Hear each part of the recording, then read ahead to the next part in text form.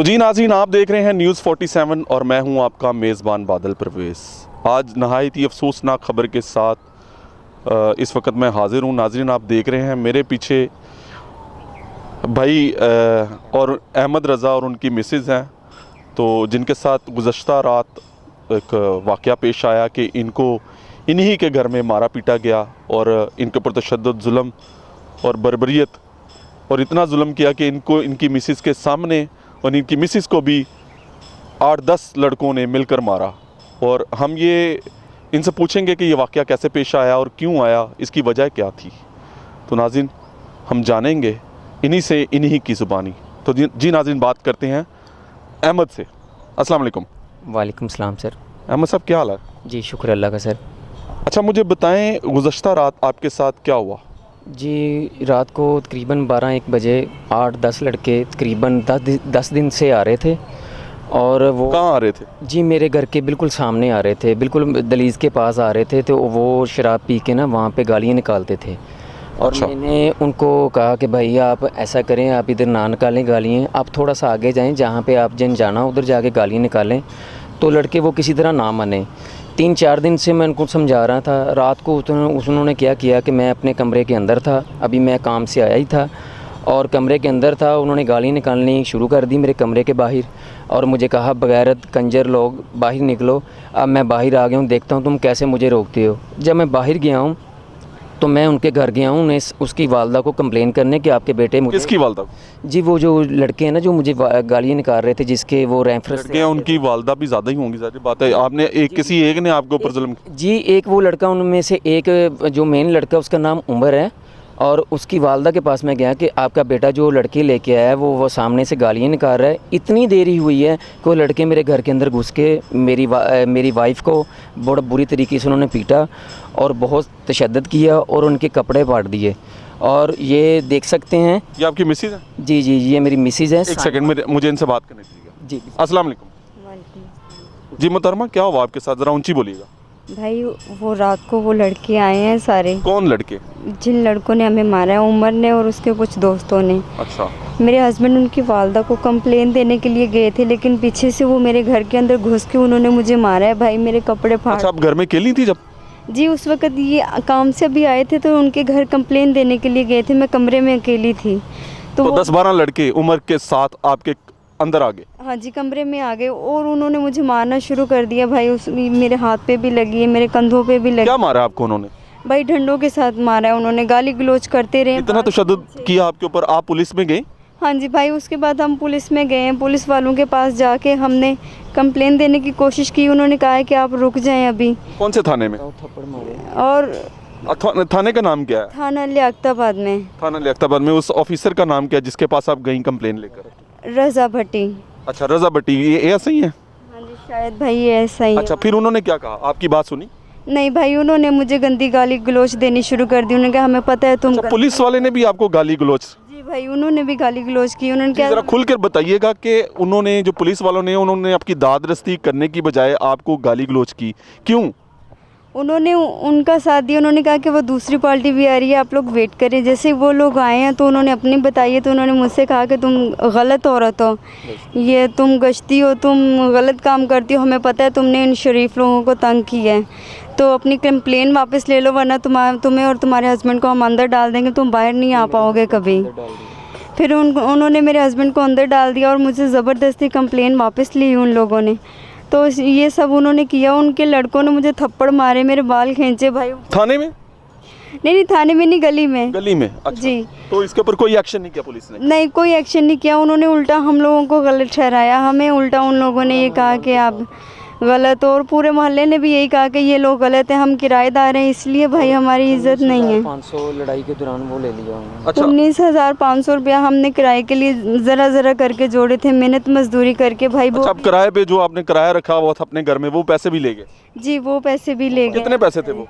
वो 19,500 रुपया था। कहाँ काम करते हैं आप? जी सर, मैं डी ब्लॉक में ना, और 15 ही कोठी का नंबर है, वहाँ पे मैं ना गाड़ियाँ धोता हूँ। तो मेहनत मजदूरी नहीं थी, तो इसलिए मैंने कहा चलो मैं मेहनत कर लूँ। वो मेहनत करके मैंने अपने बच्चों से मुंह में निकाल कर बचा कर वो 19,500 रुपये मेरे बने थे 15 दिन के।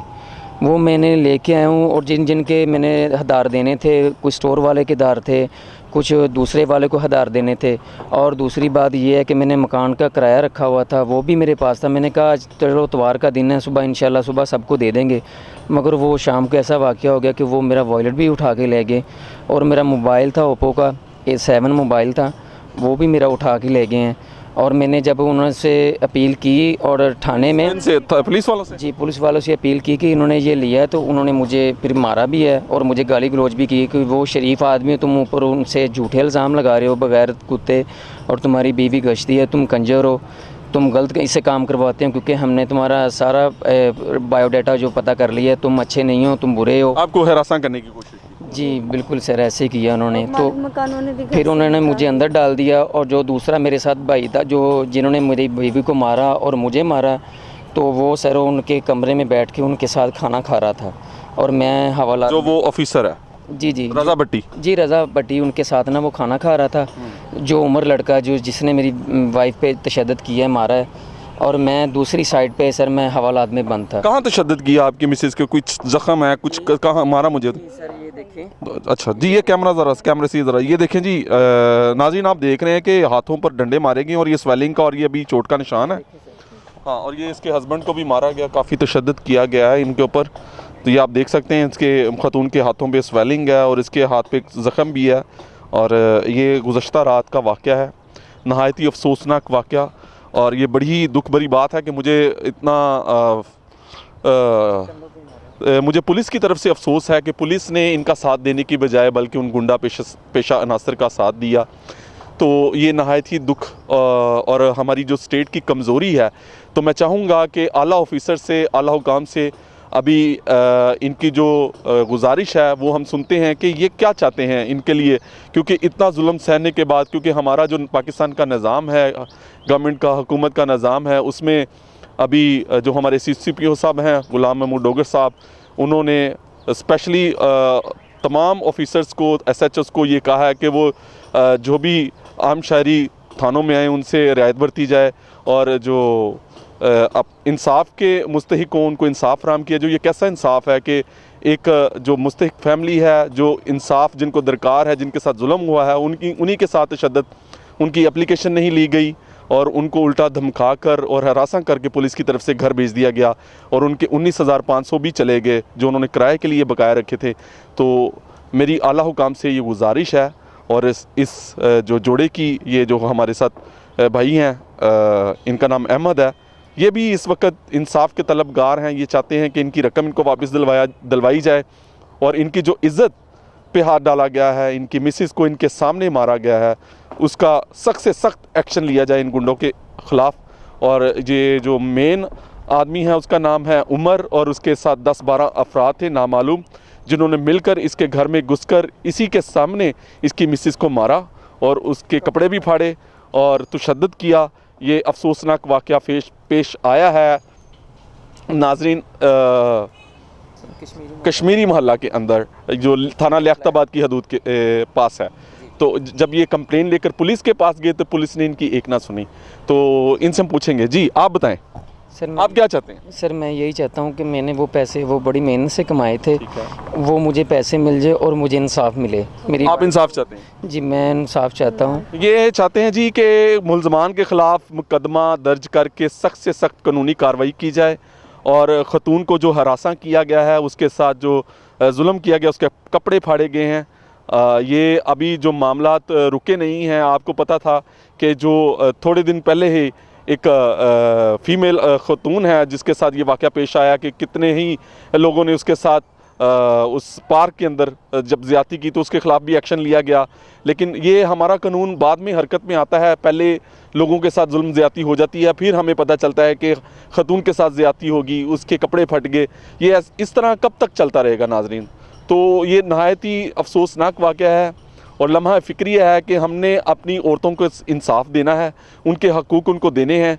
तो इसके ऊपर सख्त से सख्त कानूनी कार्रवाई होनी चाहिए। मेरी वज़ीर आला उस्मान बुज़दार से, वज़ीर आज़म पाकिस्तान से और IG पंजाब से और चीफ़ जस्टिस ऑफ पाकिस्तान से ये गुजारिश है कि इन गुंडा अनासर के ख़िलाफ़ सख्त से सख्त कानूनी एक्शन लिया जाए और सख्त से सख्त कानूनी कार्रवाई की जाए, और इन इस फैमिली को इंसाफ फराहम किया जाए। तो जी नाज़रीन, आप देख रहे थे न्यूज़ 47 और मैं हूं आपका मेज़बान बादल परवेज़। इसके साथ ही खुदा हाफिज़।